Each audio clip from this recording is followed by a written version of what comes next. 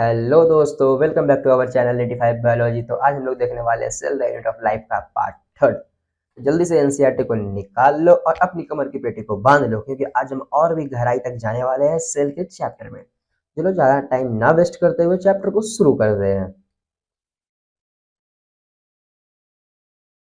शुरू करने से पहले एक चीज ध्यान देना कि देखो, हमारा टेलीग्राम का आईडी है, इसको तुम ज्वाइन कर लो, जहाँ पर तुमको सारे अपडेट्स मिलते रहेंगे और क्लास का पीडीएफ वगैरह भी यहाँ पर तुमको मिल जाएगा। ठीक है।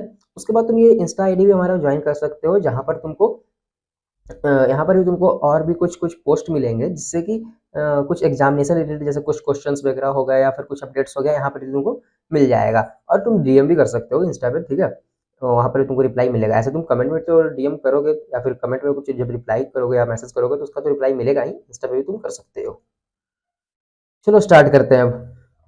व्हाट टू लर्न, आज क्या पढ़ना है सबसे पहले वो देखेंगे हम लोग। सेल्स के बारे में तो पढ़ लिया हम लोग, सेल थ्योरी भी कंप्लीट कर लिया, ओवरव्यू ऑफ सेल भी देख लिया, प्रोकैरियोटिक सेल भी देख लिया है। यूकैरियोटिक सेल का हम लोग ने सिर्फ इंट्रोडक्शन देखा था कल। ठीक है। आज हम लोग उसको थोड़ा डिटेल में पढ़ने वाले हैं, उसके अंदर क्या क्या होता है। ठीक है। यूकैरियोटिक सेल में हम लोग सिंपली मेनली देखेंगे क्या क्या, सेल वॉल के बारे में, सेल मेम्ब्रेन के बारे में, साइटोप्लाज्म के बारे में और एंडोमेम्ब्रेन सिस्टम के बारे में देखेंगे थोड़ा सा।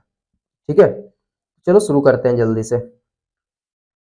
देखो, सेल वॉल क्या होता है? नॉन लिविंग होता है, एक रिजिड स्ट्रक्चर है। ठीक है। प्लाज्मा मेम्ब्रेन का आउटर मोस्ट कवरिंग होता है। पाया कहाँ कहाँ जाता है? फंगी में और प्लांट में। ठीक है। तो सेल वॉल के लिए कौन कौन सा बात? सबसे पहला बात, नॉन लिविंग होता है, रिजिड स्ट्रक्चर होता है, प्लाज्मा मेम्ब्रेन का कवरिंग होता है, कहाँ कहाँ पाया जाता है? फंगी में पाया जाता है, प्लांट में पाया जाता है। ठीक है। अब इसका फंक्शन देखते हैं। फंक्शन देखो यहाँ हाईलाइट किया हुआ है। मैकेनिकल डैमेज से बचाता है हम लोग को, इन्फेक्शन से बचाता है सेल्स को, सॉरी हम लोग को नहीं, सेल्स को, सेल हाँ सेल्स को बचाता है। ठीक है। सेल वॉल का काम क्या है? मैकेनिकल डैमेज से बचाएगा, इन्फेक्शन से बचाएगा, सेल टू सेल इंटरेक्शन में काम करेगा, मदद करेगा और अनडिजायरेबल मॉलिक्यूल्स के लिए बैरियर का काम करता है। ठीक है। इसका चार काम कौन कौन सा? मैकेनिकल डैमेज से बचाना, इन्फेक्शन से बचाना, सेल टू सेल इंटरेक्शन करवाना, barrier to undesirable macromolecules. Cell to cell interaction मतलब क्या? दो सेल है, दो सेल के बीच का अगर इंटरेक्शन करना है तो ये कैसे होगा? तो सेल वॉल के थ्रू होगा। अगर कोई बड़ा सा अनडिजायरेबल मैक्रोमोलिक्यूल्स अगर सेल के अंदर आ रहा है, वो अनडिजायरेबल है, मतलब कि उस सेल के काम का नहीं है, तो क्या करेगा? सेल वॉल उसको प्रोटेक्ट करेगा, सेल वॉल उसको बचाएगा। ठीक है। ये हो गया इतना क्लियर। नेक्स्ट चलते हैं हम लोग एल्गी पे। एल्गी का सेल वॉल कंपोजिशन क्या क्या होगा? तो सेलुलोज होगा, गैलेक्टन्स होगा, मैनन्स होगा और मिनरल्स होते हैं। मिनरल्स में कौन मिनरल्स है? तो कैल्शियम कार्बोनेट होगा। ठीक है। अगर वही बात करते हैं प्लांट सेल वॉल में, प्लांट सेल वॉल का क्या क्या कंपोजिशन होगा? तो सेलुलोज, हेमिसेलुलोज, पेक्टिन्स और प्रोटीन होगा। यहाँ तक क्रिस्टल क्लियर है। चलते हैं हम लोग नेक्स्ट। नेक्स्ट ये फोटो जो है ये प्लांट सेल का है। ठीक है। प्लांट सेल में देखो, सबसे पहले बाहर में होता है मिडिल लैमेला, उसके बाद आता है प्राइमरी सेल वॉल, उसके बाद आता है सेकेंडरी सेल वॉल, उसके बाद आता है फिर प्लाज्मा मेम्ब्रेन। ठीक है। सेल वॉल का मेनली पार्ट होता है कौन कौन सा? Middle lamella, primary cell wall and secondary cell wall. ठीक है। प्लाज्मा मेम्ब्रेन सेल वॉल का पार्ट नहीं है। ठीक है। तो मिडिल लैमेला तो बाहर है, इसके बारे में हम लोग पढ़ेंगे आगे। प्राइमरी सेल वॉल और सेकेंडरी सेल वॉल क्या है, कैसा है, ये भी हम लोग आगे पढ़ने वाले हैं। फिलहाल इसमें ध्यान देना, जो प्राइमरी सेल वॉल होता है उसमें क्या क्या पाया जाता है? तो हेमिसेलुलोज, पेक्टिन, सेलुलोज, मायोफिब्रिल और सोल्यूबल प्रोटीन। ठीक है। तो ये हो गया प्लाज्मा मेम्ब्रेन सबसे अंदर की तरफ। ठीक है। चलिए नेक्स्ट चलते हैं अब आगे की तरफ। देखो यहाँ पर लिखा है सेल वॉल है, सेल वॉल के पास तीन पार्ट होता है, कौन कौन सा? तो मिडिल लैमेला, प्राइमरी और सेकेंडरी वॉल। ठीक है। उसके बाद मिडिल लैमेला किससे बना होता है? तो कैल्शियम एंड मैग्नीशियम पेक्टेट से बना होता है। ठीक है। Softening and ripening of fruit is due to solubilization of pectase. अब देखो, इसके जो प्लांट का सेल वॉल में जो पेक्टेज होता है ना, उसका काम होता है कोई भी फ्रूट है उसको राइपनिंग करने में मदद करना, फ्रूट को राइपन करना, फ्रूट को सॉफ्टन करना। वो मदद कौन करता है? तो पेक्टेज करता है। कैसे करता है? तो पेक्टेज खुद को सोल्यूबलाइज कर लेता है, खुद सोल्यूबलाइज हो जाएगा ना। सोल्यूबलाइज होने के कारण क्या होता है? फ्रूट जो राइप हो जाता है और फ्रूट सॉफ्ट हो जाता है। ठीक है। नेक्स्ट चलते हैं। Middle lamella help in attachment of two adjacent cell just like a common wall between adjacent room. अब देखो, मिडिल लैमेला का काम क्या होता है? मिडिल लैमेला का काम होता है कि जैसे देखो, एक ये मेरे पास सेल है, ये शायद विजिबल नहीं होगा, रुको, ये एक सेल है और एक ये सेल है। ठीक है। दो सेल है। अब दो सेल को आपस में रहने के लिए एक ग्लू होना चाहिए। ठीक है। तो देखो यहाँ पे ग्लू लगा देते हैं, ये ग्लू आ गया। अब दोनों सेल क्या होगा? आपस में रहेगा, कहीं दूर जाएगा नहीं। अच्छा, ये तो हो गया सेल, ये भी हो गया सेल। ये जो ग्लू है ना, इसी ग्लू को बोलते हैं हम लोग मिडिल लैमेला। ठीक है। तो यहाँ पर देखो एग्जाम्पल से भी समझाया है कि just like a common wall between adjacent room, दो रूम है। ठीक है। दो रूम है, अब दो रूम के बीच में एक कॉमन वॉल है। ठीक है। ये क्या कर रहा है? ये कॉमन वॉल इस रूम को और इस रूम को जोड़ के रखा हुआ है ना। इसी को हम लोग बोलते हैं क्या? Middle lamella. ठीक है।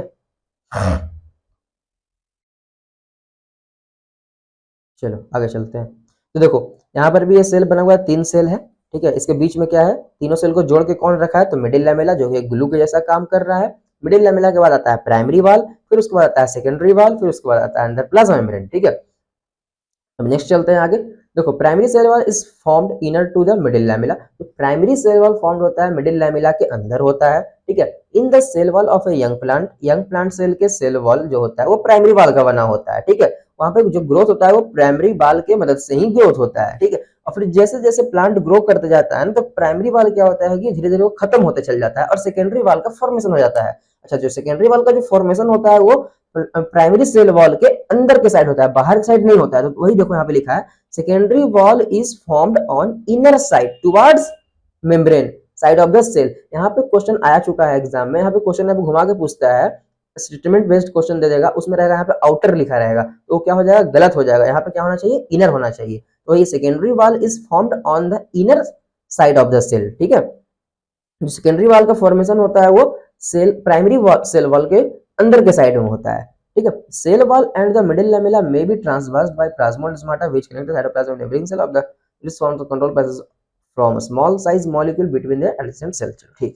अब देखो इस लाइन का मतलब क्या है, एक ये सेल है, एक ये सेल है।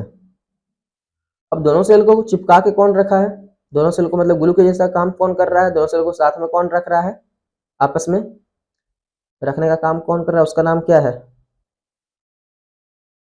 उसका नाम है मिडिल लैमेला, ठीक है। ये हो गया मेरा सेल वॉल, ठीक है। अच्छा, अब देखो हमने बताया था पहले, तुम लोगों ने बताया था कुछ देर पहले कि सेल वॉल का काम होता है एक सेल को दूसरे सेल से इंटरेक्ट करने में, तो सेल टू सेल इंटरेक्शन में मदद करता है सेल वॉल। अब कैसे करता है वो अब देखना है हम लोग, ठीक है। तो देखो यहाँ पे होता क्या है ना, एक्चुअली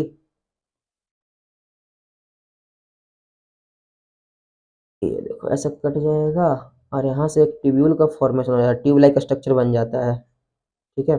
इस ट्यूब्यूल से क्या होता है, इस सेल का स्मॉल साइज मॉलिक्यूल सेल ए इसका नाम देते हैं, इसका नाम देते हैं सेल बी।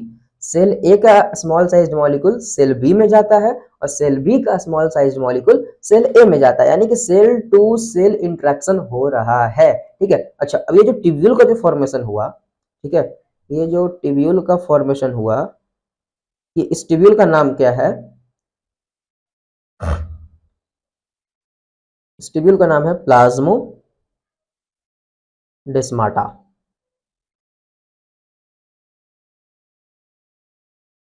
ठीक है। तो ये हो गया तुम्हारा प्लाज्मोडेस्माटा, ये हो गया तुम्हारा मिडिल लैमेला, ठीक है। अच्छा, अब देखो क्वेश्चन अब पूछेगा तुमको घुमा करके, यहाँ पर दे देगा ना the cell wall and middle lamella may be transversed by plasmodesmata. अब स्टेटमेंट बेस्ड में क्वेश्चन में अगर घुमा के देता है तो कैसे देगा, cell wall and plasmodesmata may be transversed by middle lamella. तो ये लाइन क्या है, गलत है। सही क्या है, cell wall and middle lamella may be transversed by plasmodesmata, ये सही है, ठीक है। चलो अब नेक्स्ट चलते हैं हम लोग नेक्स्ट टॉपिक पे, ये हमारा यहाँ पे खत्म हुआ। तो देखो नेक्स्ट है हमारा सेल मेम्ब्रेन, ठीक है। सेल मेम्ब्रेन क्या होता है, cell membrane is the outermost covering in animal cell. Cell membrane जो है वो आउटर मोस्ट कवरिंग है एनिमल सेल का, ठीक है। लेकिन अगर हम बात करते हैं जो प्लांट सेल का और फंगी सेल का, तो प्लांट सेल और फंगी सेल में जो आउटर मोस्ट कवरिंग होता है ना वो सेल वॉल होता है, ठीक है। और सेल वॉल के नीचे क्या होता है, सेल मेम्ब्रेन होता है, ठीक है। अब जो डिटेल्ड स्ट्रक्चर सेल मेम्ब्रेन का पता किया गया था साइंटिस्ट के द्वारा, वो कब पता किया गया था, जब इलेक्ट्रॉन माइक्रोस्कोप का डिस्कवरी हुआ 1950s के आसपास, तब जाकर के सेल मेम्ब्रेन का डिटेल्ड स्ट्रक्चर पता चला हम लोग को, ठीक है। अब देखो, अब साइंटिस्ट ने डिटेल स्ट्रक्चर पता किया था, किस पे किया था पता, ह्यूमन के आरबीसी के सेल पर उन लोगों ने स्टडी किया था और उसमें ही उन लोगों ने प्लाज्मा मेम्ब्रेन के स्ट्रक्चर को और प्लाज्मा मेम्ब्रेन के बारे में सब चीज पूरा डिटेल में स्टडी किया था, ठीक है। अब वही लिखा है नीचे में, meanwhile chemical study on cell membrane specially in human RBC enable the scientist to deduce the possible structure of plasma membrane. देखो उन्होंने क्या किया, केमिकल स्टडी किया किस पे, सेल मेम्ब्रेन पे। किसका सेल मेम्ब्रेन पे, तो ह्यूमन के आरबीसी के सेल मेम्ब्रेन पे, ठीक है। जिससे उन लोग को पॉसिबल स्ट्रक्चर पता चला प्लाज्मा मेम्ब्रेन का, ठीक है। अब इस स्टडी से उन लोग मतलब जो स्टडी किया उन लोगों ने, उस स्टडी से उन लोगों को क्या पता चला, उन लोगों को पहले कंपोजिशन पता चला प्लाज्मा मेम्ब्रेन का। तो कंपोजिशन क्या था प्लाज्मा मेम्ब्रेन का, लिपिड का था, प्रोटीन का बना था, ठीक है। और वो अरेंज है किसमें, अरेंजमेंट पता चला उसका, तो अरेंजमेंट कैसा था, तो बाई लेयर के फॉर्म में, बाई लेयर के फॉर्म में मतलब कहने का मतलब क्या है, दो लेयर के फॉर्म में अरेंज था, ठीक है, प्लाज्मा मेम्ब्रेन। अब देखो लिपिड कंपोनेंट जो है मेम्ब्रेन का, प्लाज्मा मेम्ब्रेन का, वो मेनली कंसिस्ट होता है वहां पर ज्यादा किधर, फॉस्फोग्लिसराइड्स, ठीक है। अब this have a polar head group and two hydrophobic hydrocarbon tail. इसके पास जो प्लाज्मा मेम्ब्रेन का जो बाइल लेयर है उसमें क्या होता है, एक पोलर हेड होता है और दो उसका टेल होता है, और जो टेल होता है वो हाइड्रोफोबिक है और जो हेड है वो पोलर है, ठीक है। चलो इसको एक पेज ऐड करके समझते हैं थोड़ा अच्छे से। देखो हेड है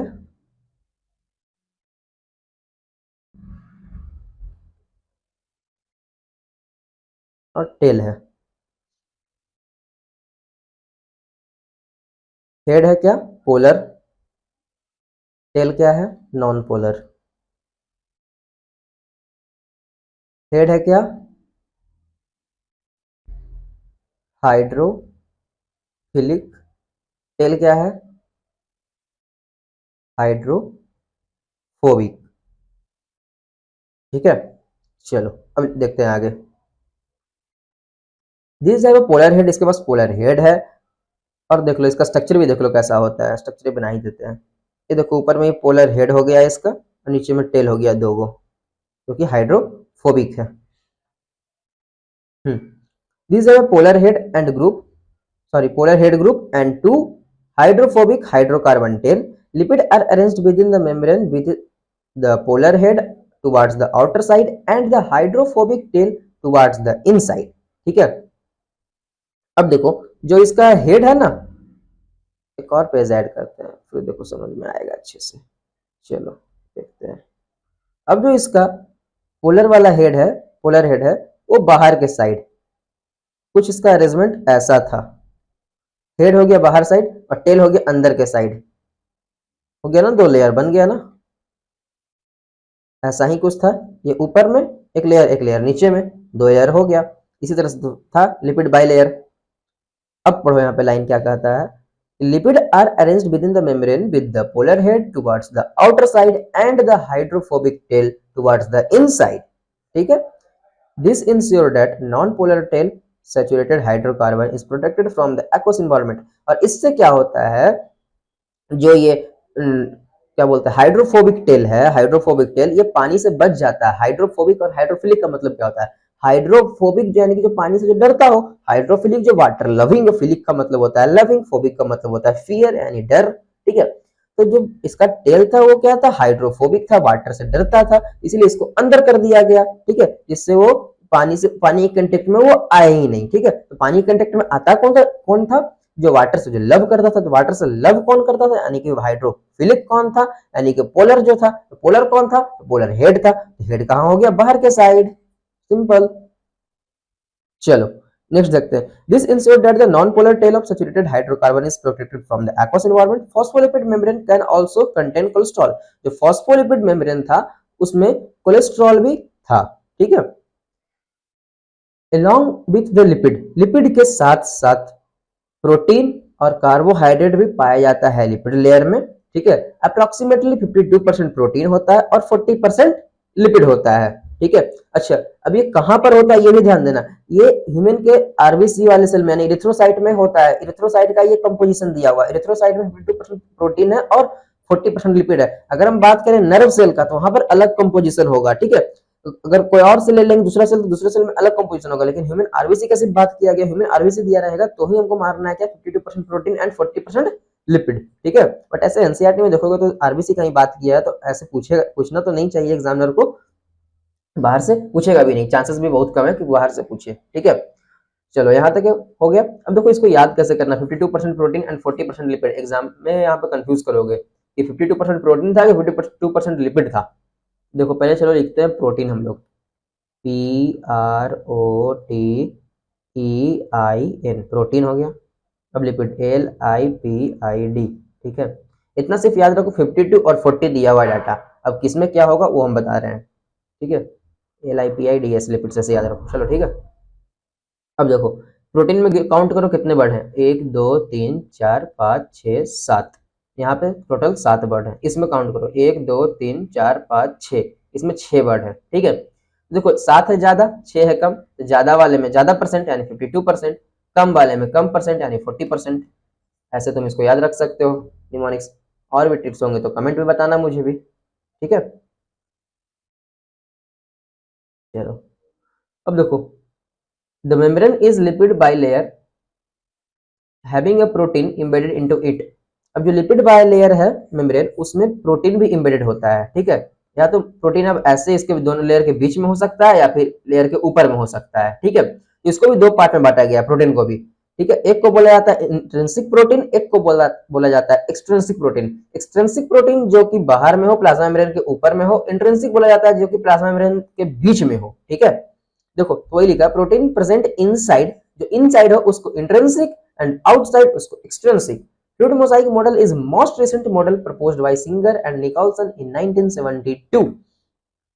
प्लाज्मा मेम्ब्रेन के लिए एक मॉडल तैयार किया गया था जिसको हम लोग बोलते हैं फ्लूइड मोजाइक मॉडल, जो कि मोस्ट रिसेंटली उसको क्या एक्सेप्ट किया गया है सारे साइंटिस्ट के द्वारा। जो किसने दिया था फ्लूइड मोजाइक मॉडल को? तो दिया था सिंगर एंड निकोलसन ने। कब दिया था? 1972 में दिया था।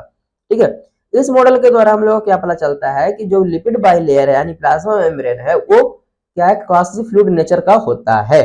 ठीक है, अब देखो फ्लूइड मोजाइक मॉडल कहता क्या है? फ्लूइड मोजाइक मॉडल कहता है quasi fluid nature of lipid enable lateral movement of protein with in overall lipid bilayer. जो क्वासी फ्लूइड नेचर होता है ना, वो इनेबल करवाता है किसको? Lateral movement. किसका? तो प्रोटीन का। प्रोटीन का लैटरल मूवमेंट पूरे लिपिड बाइलेयर में। ठीक है, ये कौन इनेबल करवाया? तो क्वासी फ्लूइड नेचर इनेबल करवाता है। ठीक है, यही कहता है हमारा फ्लूइड मोजाइक मॉडल। अच्छा, अब ये जो एबिलिटी है प्रोटीन का मूवमेंट करना पूरे लिपिड बाइलेयर में, इससे हम लोग क्या मेजर करते हैं? फ्लूइडिटी को मेजर करते हैं कि उस मेम्ब्रेन का फ्लूइडिटी कितना है। ठीक है, अच्छा, so this model explained as, इस मॉडल को हम लोग एक्सप्लेन कर सकते हैं जैसे कि एक सी है समुद्र में, आइसबर्ग होता है ना रखा हुआ। ठीक है, आइसबर्ग जहां तहां होता है, उसी तरह से एक लिपिड का सी है, उसके बीच में प्रोटीन आइसबर्ग के जैसा है। ठीक है, प्रोटीन जहां तहां इसमें है। इसको इससे देखो यहाँ पे रिप्रेजेंट किया है, protein are iceberg in a sea of lipid.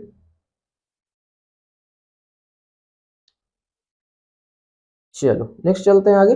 Plasma membrane is selectively permeable. Plasma membrane जो होता है सिलेक्टिवली परमेबल होता है, तो कुछ मॉलिक्यूल्स या तो वो सेल के बाहर हो या सेल के अंदर हो। ठीक है, वो दोनों के लिए क्या हो, अगर सेल के बाहर है तो भी सेल के अंदर, जैसे कि वो एक ए मॉलिक्यूल्स है। ठीक है, वो सेल के अंदर है तो उसके लिए भी सिलेक्टिवली परमेबल ही होगा। अगर सेल के बाहर है तो भी उससे कोई मतलब नहीं है। अगर उसके इस मॉलिक्यूल्स के लिए वो सिलेक्टिवली परमेबल है तो वो सेल के बाहर रहे या अंदर रहे उससे कोई फर्क नहीं पड़ता। ठीक है, चलो नेक्स्ट चलते हैं। फंक्शन क्या है प्लाज्मा मेम्ब्रेन का वो देखते हैं। फंक्शन है कि सबसे पहला सेल को ग्रोथ करवाएगा, सेल को बड़ा करना या सेल को डिवीजन करवाना, ये सब काम करना। फॉर्मेशन ऑफ इंटरसेल्युलर जंक्शन, से इंटरसेल्युलर जंक्शन का फॉर्मेशन करवाना, ये प्लाज्मा मेम्ब्रेन का भी काम है। सिक्रीशन करवाना, इंडोसाइटोसिस करवाना, इंडोसाइटोसिस मतलब सेल के अंदर किसी चीज को लेना, एक्सोसाइटोसिस मतलब सेल के बाहर किसी को चीज को देना। ठीक है, सेल का डिवीजन करवाना। ठीक है, transport of the molecule across it, कोई भी मॉलिक्यूल्स का ट्रांसपोर्ट करना। ठीक है, किसके द्वारा होगा? तो सेल सॉरी प्लाज्मा मेम्ब्रेन के द्वारा ही होगा। वाटर में also move across this membrane, water भी मूव करता है इस मेम्ब्रेन के द्वारा। ठीक है, कहां से? तो हायर कंसंट्रेशन से लोअर कंसंट्रेशन में। लेकिन वाटर जो मूव करता है उसका एक खास चैनल होता है जिसको हम लोग बोलते हैं एक्वापोरिन्स, उससे ही ट्रांसफर होता है। ठीक है, ऐसे नहीं होता है, डायरेक्टली वाटर ट्रांसफर नहीं होगा। ठीक है, ये हो गया। अब देखो यहाँ पे ये एनसीईआरटी का डायग्राम है जो कि खास बहुत ज्यादा इंपॉर्टेंट है, खास भी है इंपॉर्टेंट भी है। चलो देखो जरा, ये देखो यहाँ पे कोलेस्ट्रॉल है, इसको ध्यान देना, इसको सब छोड़ देता है कि कोलेस्ट्रॉल कहाँ पे लिखा है डायग्राम में। ये कोलेस्ट्रॉल है यहाँ पे। ठीक है, उसके बाद फॉस्फोलिपिड बाइलेयर हो गया, ये ऊपर में हेड हो गया, नीचे में टेल हो गया, यहाँ पे टेल है, यहाँ पे हेड है। ठीक है, अच्छा, अब यहाँ पे शुगर लिखा है, शुगर यानी कि कार्बोहाइड्रेट है। ठीक है, ये प्रोटीन हो गया, ये इंटीग्रल प्रोटीन हो गया। ठीक है, ये सबको ध्यान देना। अब देखो कुछ शुगर है जो कि शुगर यानी कार्बोहाइड्रेट है जो कि प्रोटीन से जुड़ा है, और कुछ कार्बोहाइड्रेट है, ये ग्रीन वाला, ये भी कार्बोहाइड्रेट ही है, ये लिपिड से जुड़ा है। ठीक है, तो जो शुगर प्रोटीन से जुड़ा है उसको हम लोग बोलते हैं ग्लाइकोप्रोटीन, और जो शुगर जुड़ा है लिपिड से उसको बोलते हैं हम लोग ग्लाइकोलिपिड। ठीक है, इसका नाम लिख दे रहे हैं यहाँ पे। नेक्स्ट स्लाइड पे लिखते हैं यहाँ पे।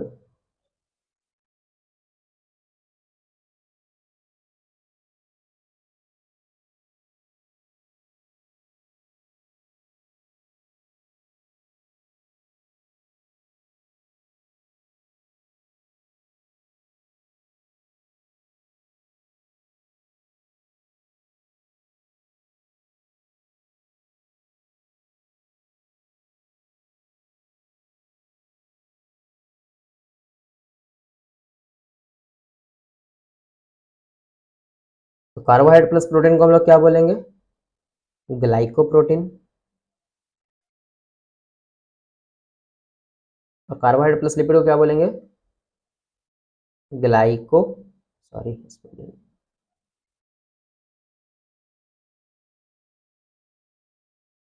ग्लाइकोलिपिड। ठीक है, चलो नेक्स्ट चलते हैं आगे।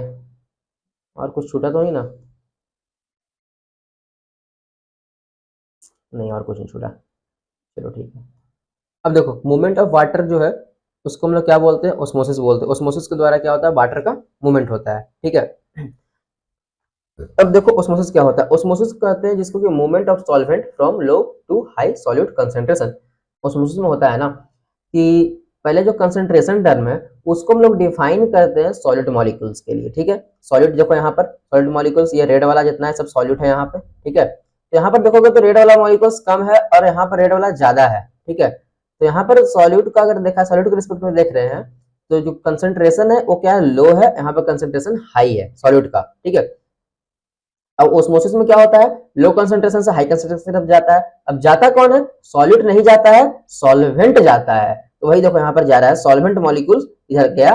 ठीक है, लो कंसंट्रेशन से हाई कंसंट्रेशन की तरफ। ठीक है, अब देखो यहाँ पर ये जो लगा हुआ बीच में सेमी परमिएबल मेम्ब्रेन है, यानी कि जहां पर भी सेमी परमिएबल मेम्ब्रेन लगा रहेगा वहां पर क्या होगा? ओस्मोसिस होगा। और ओस्मोसिस में क्या होगा? जो ट्रांसफर होगा किसका? मूवमेंट होगा किसका? सॉल्वेंट मॉलिक्यूल्स का होगा। कहां से? लो कंसंट्रेशन से हाई कंसंट्रेशन की ओर। ठीक है, अब नेक्स्ट चलो, polar molecule can not pass through the lipid bilayer. ठीक है, जो पोलर मॉलिक्यूल है वो पास नहीं कर पाता है लिपिड बाइलेयर से। They require a carrier protein, इसको कैरियर प्रोटीन की जरूरत होती है। पोलर मॉलिक्यूल्स में कौन कौन सा? जैसे कि H2O हो गया, अमाइनो एसिड हो गया, ग्लूकोज हो गया। तो ग्लूकोज को चाहिए कौन सा? तो GLUT4 चाहिए ग्लूकोज को। वाटर को चाहिए एक्वापोरिन्स, अमाइनो एसिड के लिए चाहिए अमाइनो एसिड ट्रांसफरेज, ये सब चाहिए। ऐसा चैनल इन लोगों को चाहिए ट्रांसफर करने के लिए। ठीक है, अब कुछ आयन और मॉलिक्यूल्स होते हैं जो कि ट्रांसपोर्ट करता है मेम्ब्रेन के against the concentration gradient. Concentration gradient के अगेंस्ट ट्रांसफर होता है, लो कंसंट्रेशन से लेकर हाई कंसंट्रेशन में। तो उसमें एनर्जी का खर्चा होता है, उसको उस ट्रांसपोर्ट को हम लोग बोलते हैं एक्टिव ट्रांसपोर्ट बोलते हैं। इसका एग्जांपल आता है सोडियम पोटेशियम पंप। ठीक है, और बहुत सारा ऐसा मॉलिक्यूल्स होते हैं जो कि along the concentration gradient flow करते हैं। अलोंग द कंसंट्रेशन ग्रेडियंट कहने का मतलब कि हाई कंसंट्रेशन से लो कंसंट्रेशन की तरफ मूव करता है। ठीक है, उसको बोलते हैं हम लोग पैसिव ट्रांसपोर्ट बोलते हैं। ठीक है, चलो नेक्स्ट चलते हैं। यहाँ पर देखो ये पैसिव ट्रांसपोर्ट और ये एक्टिव ट्रांसपोर्ट। पैसिव ट्रांसपोर्ट भी होता है दो टाइप का, एक होता है डिफ्यूजन, एक होता है फैसिलिटेटेड डिफ्यूजन। डिफ्यूजन में क्या होता है कि इसमें भी हाई कंसंट्रेशन से, देखो सिंपली पहले पैसिव ट्रांसपोर्ट जो है, पैसिव ट्रांसपोर्ट में होता ही क्या है हमारा कि हाई कंसंट्रेशन से लो कंसंट्रेशन की तरफ जाएगा। अच्छा, एक्टिव में क्या होगा? लो से हाई की तरफ जाएगा। ठीक है, अच्छा अब जो डिफ्यूजन है उसमें कोई भी चैनल का रिक्वायरमेंट नहीं होता है। ठीक है, वो नॉर्मली डिफ्यूज कर जाएगा प्लाज्मा मेम्ब्रेन से ही। ठीक है, लेकिन जो फैसिलिटेटेड डिफ्यूजन होते हैं ना उसमें चैनल का रिक्वायरमेंट होता है, यानी कि कोई उसमें चैनल रहेगा, कैरियर प्रोटीन रहेगा, वो क्या करेगा? मॉलिक्यूल का ट्रांसफर करेगा। कहां से? हाई कंसंट्रेशन से लो कंसंट्रेशन की तरफ। किसमें? तो पैसिव ट्रांसपोर्ट में। अच्छा, अब एक्टिव का बात करते हैं। एक्टिव ट्रांसपोर्ट में भी जो भी होता है हमेशा वो कोई भी चैनल्स के थ्रू होता है, कैरियर प्रोटीन के थ्रू होता है, ऐसे वो ट्रांसपोर्ट नहीं करेगा। ठीक है, और होता क्या है? लो कंसंट्रेशन से हाई कंसंट्रेशन की तरफ। ठीक है, और इसमें एनर्जी का खर्चा होता है। ठीक है, ये हो गया। अब चलते हैं साइटोप्लाज्म पे। साइटोप्लाज्म क्या होता है? Cytoplasm is a semi fluid matrix. Cytoplasm एक सेमी फ्लूइड मैट्रिक्स है जो कि प्रेजेंट होता है कहां? प्रोकैरियोट्स में भी और यूकैरियोट्स में भी। It is made up of water and remaining constituent and protein, lipid, polysaccharide, nucleic acid. ठीक है, अब देखो ये बना होता है वाटर से और बहुत सारे रिमेनिंग कंस्टिट्यूएंट जैसे कि प्रोटीन है, लिपिड्स है, पॉलीसेकेराइड है, न्यूक्लिक एसिड, ये सबसे मिलकर बना होता है क्या? साइटोप्लाज्म हमारा बनता है। All the organelles are suspended in the cytoplasm. Any molecule entering the cell has passed through the cytoplasm. जितने भी सेल ऑर्गेनल्स हैं सारे कहाँ रहते हैं? तो हमारे साइटोप्लाज्म में ही रहते हैं। और कोई भी मॉलिक्यूल्स अगर कोई भी सेल ऑर्गेनल्स के अंदर जाना है, ठीक है, जैसे एक सेल है, देखो यहाँ पे डायग्राम में ये सेल है। अब ये सेल में ये माइटोकॉन्ड्रिया है, माइटोकॉन्ड्रिया के पास कुछ भी मटेरियल्स को जाना है बाहर से माइटोकॉन्ड्रिया के पास। तो इस माइटोकॉन्ड्रिया के पास जाने के लिए, ठीक है, माइटोकॉन्ड्रिया के पास जाने के लिए पहले उस मटेरियल को साइटोप्लाज्म में जाना पड़ेगा सेल के, फिर साइटोप्लाज्म से होते हुए माइटोकॉन्ड्रिया में जाएगा। वही लिख रहा है any molecule entering the cell, कोई मॉलिक्यूल अगर एंटर करता है सेल में, ठीक है, उसको पहले पास करना पड़ेगा साइटोप्लाज्म से पहले पास करेगा तभी कोई सेल ऑर्गेनेल्स के पास जाएगा।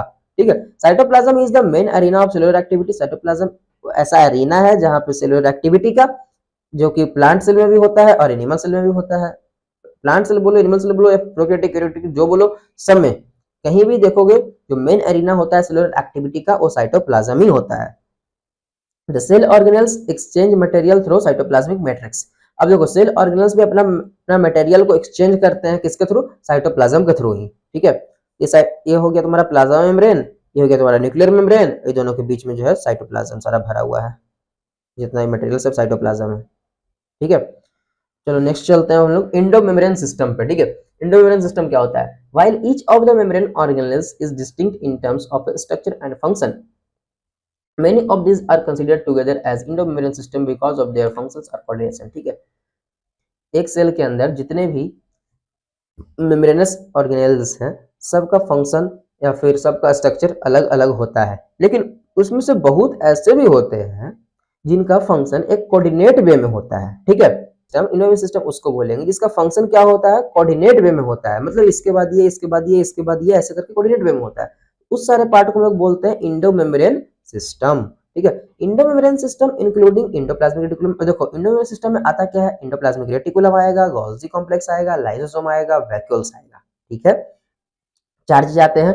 अच्छा, अब देखो since the function of mitochondria, chloroplast and peroxisome are not coordinated with the above component, these are not considered as part of endomembrane system.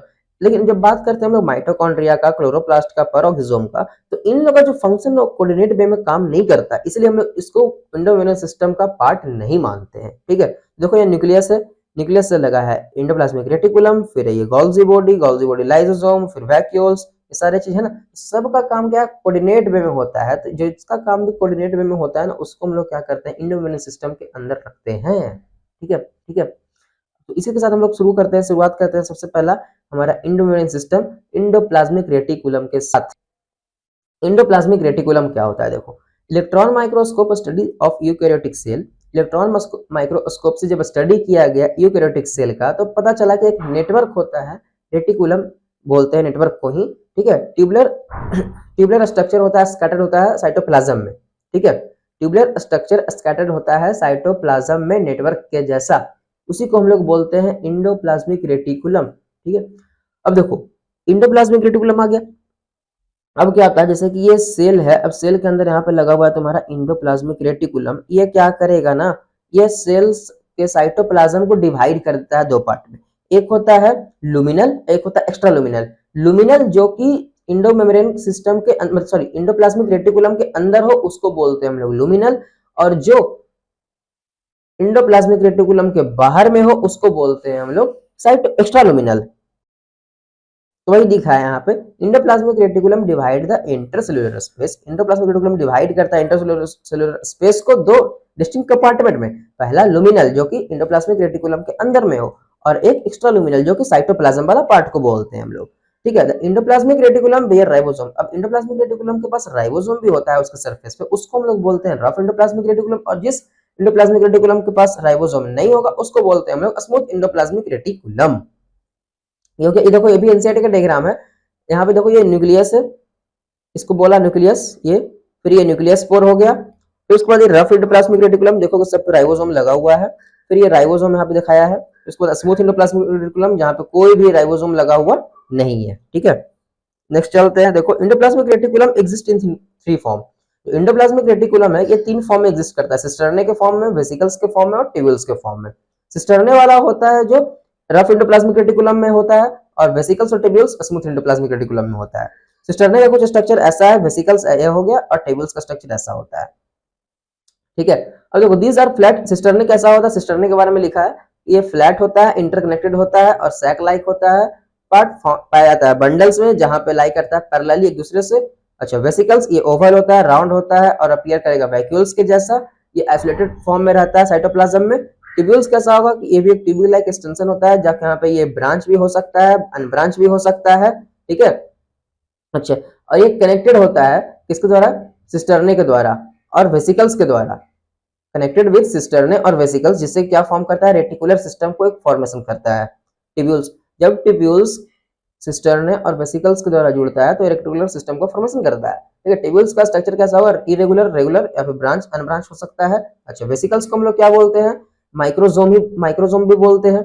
ठीक है, अकर इन सेल, ये सेल में होता है, actively involve in synthesis activity, इसका काम होता है सिस्टर्ने का सिंथेसिस एक्टिविटी में काम करना। ठीक है, सिंथेसिस कहने का मतलब कि जैसे सिस्टर्ने, देखो सिस्टर्ने होता है तुम्हारा रफ एंडोप्लाज्मिक रेटिकुलम में, तो रफ एंडोप्लाज्मिक रेटिकुलम का काम क्या है, रफ एंडोप्लाज्मिक रेटिकुलम उसको बोल क्यों रहे हैं, क्योंकि उसका राइबोसोम है, राइबोसोम का काम क्या है, उसको प्रोटीन सिंथेसिस करना, तो वही चीज लिखा है सिंथेसिस एक्टिविटी, यानी कि प्रोटीन सिंथेसिस एक्टिविटी होगा यहाँ पर। ठीक है, चलते हैं। और smooth endoplasmic reticulum is mostly made up of vesicles, जो स्मूथ एंडोप्लाज्मिक रेटिकुलम है वो मोस्टली बना होता है वेसिकल्स से और ट्यूब्यूल्स का।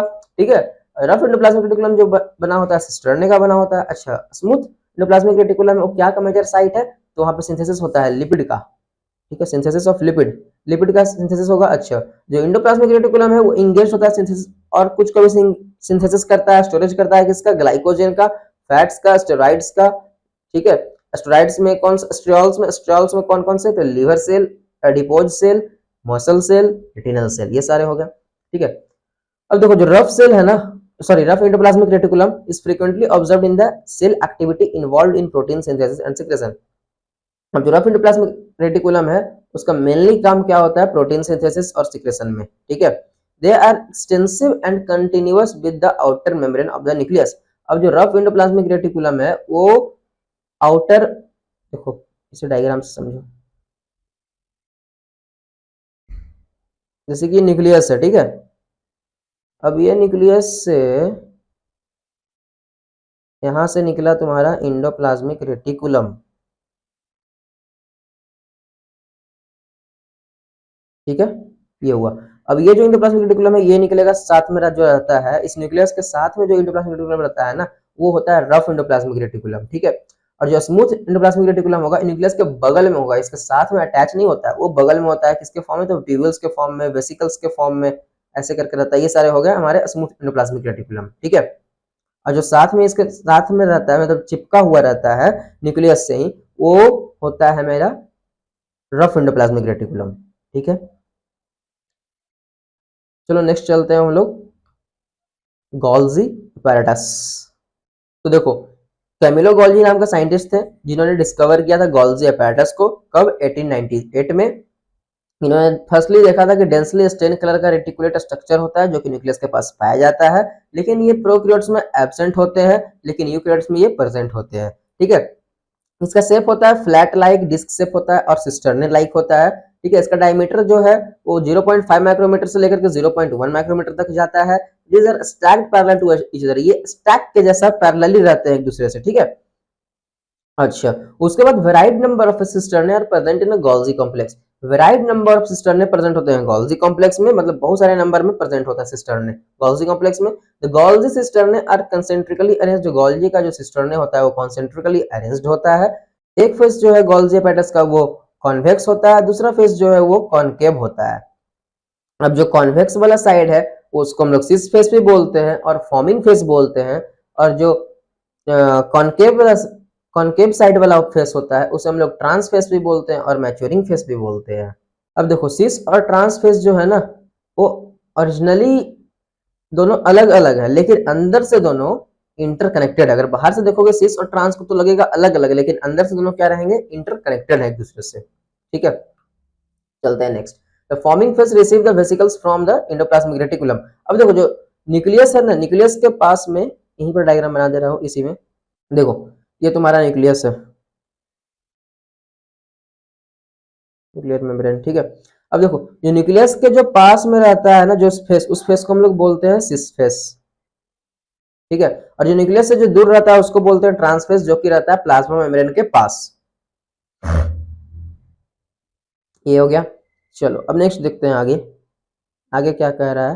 The forming face receive the vesicles from endoplasmic reticulum. अब जो फॉर्मिंग फेस है यानी सिस फेस जो है वो वेसिकल्स को रिसीव करेगा कहां से, एंडोप्लाज्मिक रेटिकुलम से, ultimately reach the maturing face, और वो अल्टीमेटली रीच करेगा कहां, इधर से। देखो एंडोप्लाज्मिक रेटिकुलम यहाँ पर था, ये क्या किया, वेसिकल्स के फॉर्म में इधर से आया, फिर यहाँ पर आएगा मैच्योरिंग फेस के पास, यहाँ से फिर निकल जाएगा बाहर। Maturing face where the word of secret coated और वैक्यूल्स, जहां पे ये कोटेड होकर और वेसिकल्स के फॉर्म में निकलता है। अब क्या आता है क्या निकलता है वो पढ़ेंगे। ठीक है, जैसे देखो अगर इंडोप्लाज्मिक रेटिकुलम है तो वहां से दो चीज बनेगा, या तो वहां पर से हो सके लिपिड बने या तो प्रोटीन बने। लिपिड कौन बनाएगा तो मेरा स्मूथ इंडोप्लाज्मिक रेटिकुलम बनाएगा। प्रोटीन कौन बनाएगा तो रफ इंडोप्लाज्मिक रेटिकुलम बनाएगा। ठीक है, या तो यहाँ से प्रोटीन आ सकता है या तो लिपिड आएगा। कहां से, तो ये आया मेरा इंडोप्लाज्मिक रेटिकुलम से। कहां आएगा तो गोल्जी अपैरेटस के सिस फेस में आएगा। सिस फेस से इंटर करेगा, फिर मैच्योर होकर के बाहर निकलेगा। अच्छा, मैच्योर होगा तो इसका नाम क्या देंगे, मैच्योर हो जाएगा तो इस प्रोटीन का नाम दे देंगे हम लोग ग्लाइकोप्रोटीन, और लिपिड का नाम दे देंगे ग्लाइकोलिपिड। ये चीज है। तो देखो यहाँ पर वही चीज लिखा होगा, glyco apparatus is the important site of formation of glycoprotein and glycolipid. ठीक है, और जब ये प्रोटीन और लिपिड जब बनता है तो उसके साथ साथ कुछ और भी छोटे छोटे वैक्यूल्स के फॉर्म में निकलते जाते हैं, उसको हम लोग वैक्यूल बोलते हैं, और कुछ उसमें से ही लाइसोसोम्स का ही फॉर्मेशन हो जाता है। ठीक है, अब देखो, the Golgi apparatus principle perform the function of packaging material to be delivered to the intracellular target or secreted outside the cell। ठीक है, गोल्जी apparatus प्रिंसिपली परफॉर्म करता है फंक्शन ऑफ पैकेज करता है मटेरियल को पैकेज करता है और डिलीवर करता है, या तो सेल के अंदर ही किसी सेल ऑर्गेनेल्स में डिलीवर करेगा या फिर सेल के बाहर में कहीं डिलीवर करेगा। ठीक है, material to be packed in the form of vesicles, material जो पैक्ड होता है वेसिकल्स के फॉर्म में from the endoplasmic reticulum fuse with the cis face of Golgi apparatus and move towards the maturing face.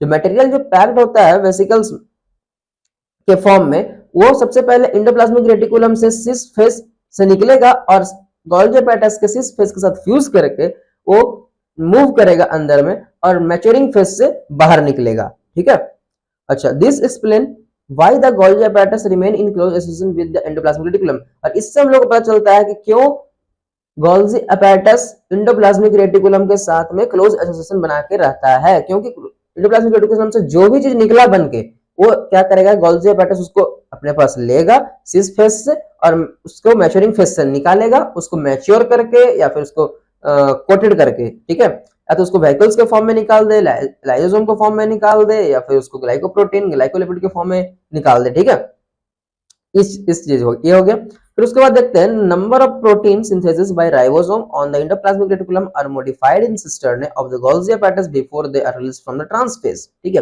तो देखो, जो भी protein synthesise हुआ राइबोसोम में, एंडोप्लाज्मिक रेटिकुलम के राइबोसोम में जो भी प्रोटीन सिंथेसाइज हुआ, उसको बाहर सेल मतलब सेल ऑर्गेनेल्स के पास जाने से पहले उस प्रोटीन को क्या होता है, पहले वो मैच्योर होता है। तो मैच्योर कहाँ होगा, पहले सिस फेस से जाएगा अंदर गोल्जी बॉडी में, फिर वो अंदर में प्रोसेस होगा, पैकेजिंग होगा, मैच्योर होगा, उसके बाद फिर वो मैच्योरिंग फेज से ट्रांस फेज से बाहर की तरफ निकल जाएगा। अच्छा, अब जो गोल्जी apparatus का और काम क्या होता है, तो इसका काम होता है फॉर्मेशन ऑफ एक्रोसोम और सेल वॉल का फॉर्मेशन करना।